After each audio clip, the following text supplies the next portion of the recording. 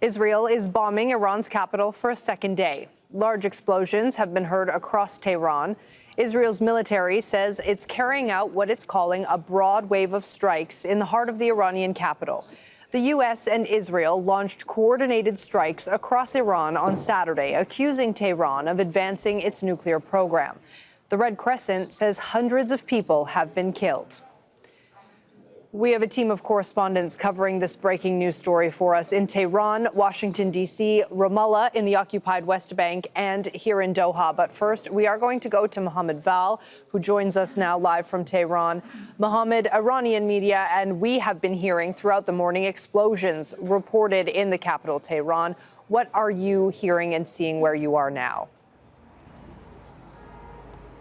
Yes, Marlene, we've been witnesses to those strikes just less than 2 hours ago.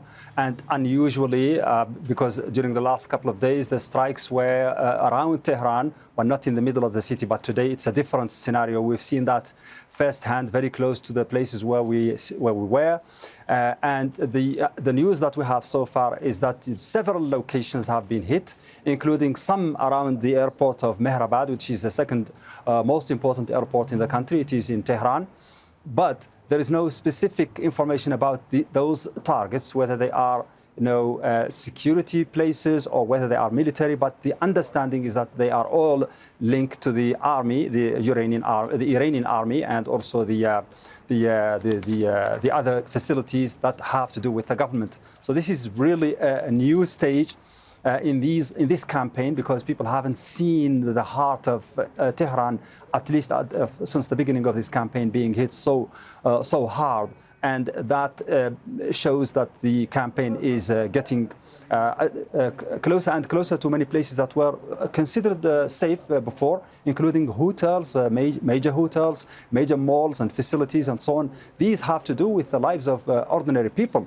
So people are more afraid now than ever before, because this campaign is getting very close to their homes, very close to their interests and to the places where they should go resort for asking for, looking for food or provisions or anything else. And that gives an idea about the intentions and purposes of this campaign. Some are talking about messages, strong messages to the leadership and also to the people, those people who are still in doubt about the intent and about the objectives of this campaign. They have now to know that it is continuous, even though the top leaders have been taken out during the first wave of the strikes.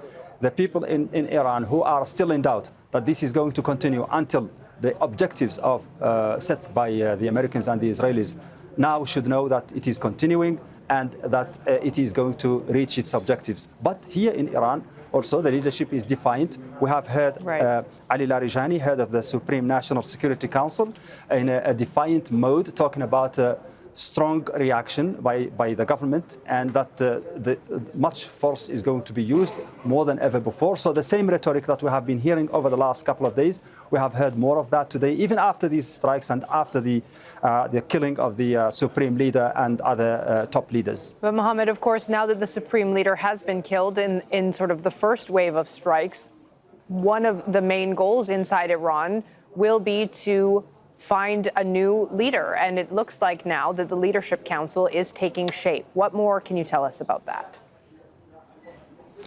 Yes, it's going, of course, to take time, because there is a lot of confusion and chaos, and the country is at war.